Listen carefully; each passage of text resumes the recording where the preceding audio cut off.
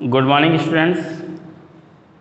आज हम मानव जनन तंत्र के अंतर्गत आने वाले जनन अंग के बारे में जानेंगे। आप जानते हैं कि मानव जनन तंत्र के अंतर्गत अनेक प्रकार के अंग क्या आते हैं और ये सभी अंग ही मिलकर क्या करते हैं, जनन तंत्र का निर्माण करते हैं। अब मानव जनन तंत्र के अंतर्गत कौन कौन से अंग आते हैं, इन अंगों को कितने श्रेणियों में डिवाइड किया गया है, आज उसके बारे में हम लोग जानेंगे। तो मानव जनन तंत्र के अंतर्गत चाहे वो नर हो चाहे मादा, दोनों में जनन तंत्र पाए जाते हैं। और ये जनन तंत्र के अंतर्गत आने वाले अंगों को दो श्रेणियों में डिवाइड किया गया है, ये विभाजित किया गया है, जिसे हम प्राथमिक जनन अंग यानी प्राइमरी रिप्रोडक्टिव ऑर्गन्स और द्वितीयक जनन अंग यानी सेकेंडरी रिप्रोडक्टिव ऑर्गन के नाम से जानते हैं। अब ये जनन तंत्र के अंतर्गत आने वाले जनन अंग में कौन सा अंग प्राथमिक जनन अंग होता है और कौन सा द्वितीयक जनन अंग होता है। तो पहले जानते हैं प्राथमिक जनन अंग के बारे में। तो बताएंगे मानव जनन तंत्र के अंतर्गत आने वाले वे अंग, मानव जनन तंत्र के अंतर्गत आने वाले वे अंग जो युग्मक का निर्माण करते हैं। किसका निर्माण करते हैं? युग्मक का निर्माण करते हैं। युग्मक यानी गैमेट्स का क्या करते हैं? निर्माण करते हैं। ठीक है। मानव जनन तंत्र के अंतर्गत आने वाले वे जनन अंग जो युग्मक का निर्माण करते हैं उन्हें हम प्राथमिक जनन अंग या प्राइमरी रिप्रोडक्टिव ऑर्गन कहते हैं। ठीक। पुरुष में प्राथमिक जनन अंग के रूप में वृषण पाए जाते हैं, 2 की संख्या में। वृषण यानी टेस्टिस पाए जाते हैं।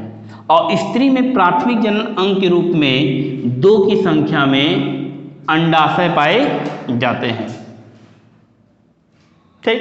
पुरुष में पाया जाने वाला जो टेस्टिस होता है, टेस्टिस यानी वृषण, यह शुक्र जनन क्रिया के द्वारा, शुक्र जनन क्रिया यानी इस पर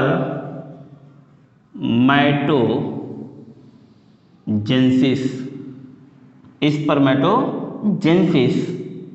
द्वारा शुक्राणुओं का निर्माण करता है। शुक्राणुओं यानी स्पर्म्स का निर्माण करता है टेस्टिस, जो प्राथमिक जनन के रूप में पुरुषों में पाया जाता है। इसी प्रकार स्त्रियों में पाए जाने वाला जो ओवरी होता है, ओवरी यानी अंडाशय, यह भी अंड जनन क्रिया द्वारा, अंड जनन क्रिया यानी ओजेंसिस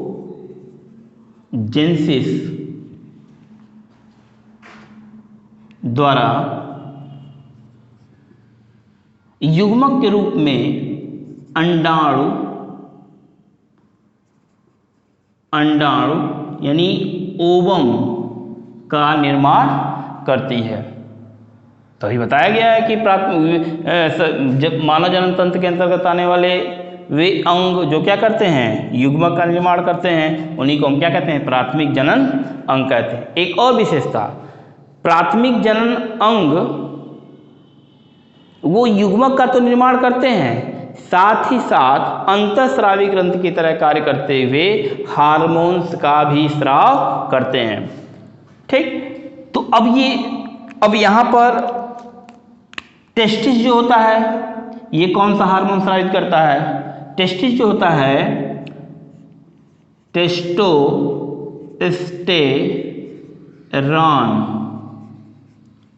हार्मोन का स्राव करता है। टेस्टोस्टेरोन हार्मोन का स्राव करता है, जो जननांगों के विकास और द्वितीयक लैंगिक लक्षणों को विकसित करता है, किनमें? पुरुषों में। इसी प्रकार से स्त्रियों में ये जो प्राथमिक जननांग के रूप में ओवरी पाया जाता है, ये दो हार्मोन्स का स्राव करती हैं, एस्ट्रोजन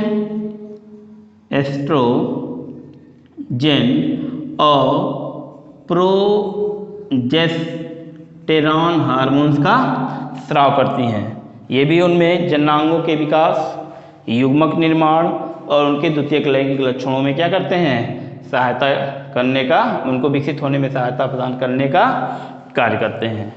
तो क्या आप जाने कि जनन तंत्र के अंतर्गत आप भाग लेने वाले वे अंग जो युग्मक का निर्माण करते हैं उन्हें हम प्राथमिक जननांग कहते हैं। पुरुष में प्राथमिक जननांग के रूप में वृषण पाया जाता है, स्त्रियों में अंडाशय पाया जाता है। ये युग्मक का निर्माण तो करते हैं, साथ ही साथ ये हार्मोन्स का भी स्राव करते हैं, अंतःस्रावी ग्रंथियों की तरह कार्य करते हुए। ठीक, टेस्टिस के द्वारा स्पर्म का निर्माण होता है और कौन सा हार्मोन स्रावित होता है? टेस्टोस्टेरोन हार्मोन्स का स्राव होता है। ओवरी के द्वारा अंडाणु का निर्माण होता है मादा युग्मक के रूप में, और साथ ही साथ क्या? दो हार्मोन्स एस्ट्रोजन और प्रोजेस्टेरॉन हार्मोन्स का भी स्राव होता है। ठीक है, इन दोनों अंगों